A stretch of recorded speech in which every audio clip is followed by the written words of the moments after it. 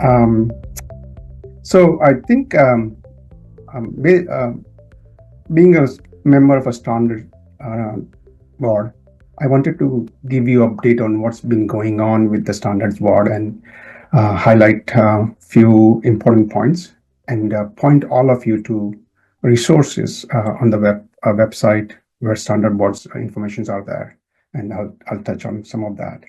Um, First thing I wanted to mention was, I don't know if everybody knows, but standard board's description was updated, and you can look it up on the website. But um, let me just kind of rehash some of the points of the responsibility of the what is the standard boards and its responsibility and what it's supposed to do. So standard boards is standard setting body for NACVA and GACVA and responsible for creating and promoting professional standards. Their mission is to ensure consistency, credibility, transparency, and quality. And the responsibility of a standard board is to continue education. We update comparison charts and glossaries regularly. Also, we maintain FAQs on the website.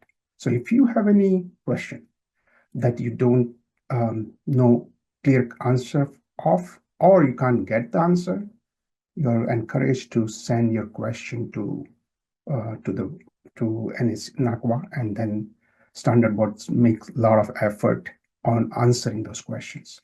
I'll touch on one of the questions that I thought might be relevant, or just to bring up the idea that what type of question comes up. The other responsibility standard board has is to talk to other valuation organization, communicate with them to make sure that we are all on the same board, and then also connect with the leadership board of NACWA and about legislative matters. And the reporting, how it works is standard boards report to executive advisory board, and then all the decision kind of happens. Um, Let me jump into a few highlights from the last few months. One of the highlight that, before I do that, let me just touch on the FAQ. So there are a bunch of frequently asked questions. There's a frequently asked question page, and there are a bunch of questions. Let me highlight one question that I thought might be interesting to bring up. It's not a new question, but it just encourages everyone here present that please don't hesitate to ask.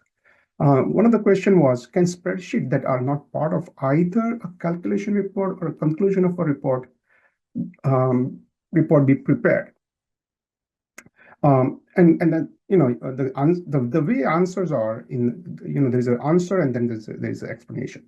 So I'll just quickly touch on the answer, and then you can, of course, go and look it up. The basic answer is, if it is just a mathematical computation, then it's not really a conclusion or calculation of a value. But if it is, and it falls under the other services, it's still, other services are still part of the general ethical standards, so you have to follow that. But if not, then, and if you're performing some kind of a valuation judgment, then it falls into calculation or a conclusion of a value or a calculation of a value. That's just an example of a FAQ that you can see on the web page. The other big work that's been going on and that needs a lot of attention is comparison charts. There are bunch of comparison charts, but two broad categories: standard comparison and the glossary comparison. And we've been working on updating both of them for domestic and international. The main idea here is you're comparing ASA standards and AICP and IVS standards and all of that, and making sure that we kind of know where what standards are relevant for, that is referencing to our standard. So look out for, in coming months, look out for a new update, because IBS International Valuation just came out with their updated standards, just published end of last month. We are looking into that and updating our comparison chart. On the international front, I don't know if many people are directly involved, but on the international front, we looked at a couple of months ago, we looked at this international private equity venture capital publication that talks about the standards and all that.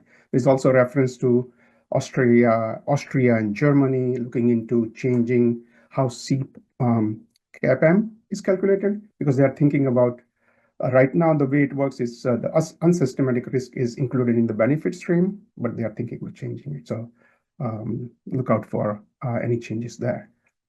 I think the big update is almost everyone must have heard about new IRS regulation that's being proposed about USPEP and IVS standard as a reference for every valuation professionals. So let me read just a little bit of this. The IRS is proposing a new regulation that would require appraisers submitting in an administrative proceeding to conform to the substance and principles of USPAP and IVS.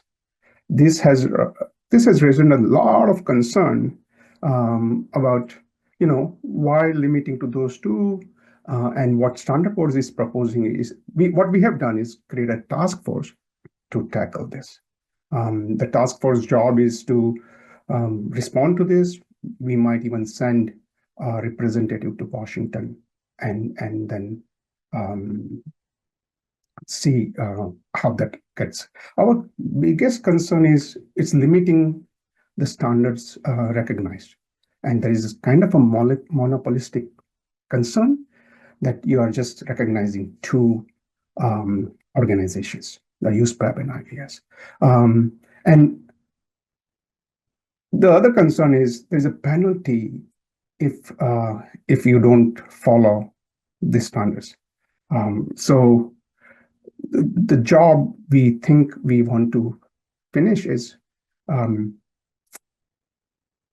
ask for the small tax change where it's not limited to just a couple of valuation organizations. And then we'll see how that plays out. So that's a big change that we are working on. The task force will propose, and then we'll see how we'll take it to the next step. Look out for other valuation resources on NACWA's website that is updated by Standards Board. You can think about engagement letters, other toolkits, and all of the old resources. They were a bit stale. The binder will be updated as well. So we look out for that.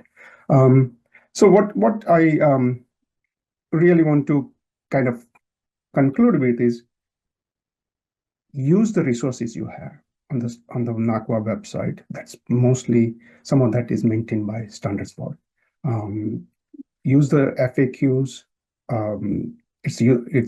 There's a lot of information, and please ask your question. If you have any question, we take a lot of effort because some question might seem simple, but there might be nuances that we think about and then answer it appropriately.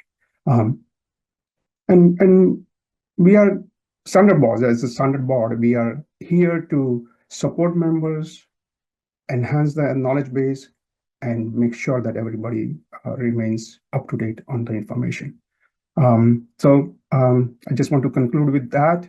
We want to make sure that everybody is aware of what's going on with the Standard Board, and then please don't hesitate to reach out. Thank you, Alina. I really appreciate your time.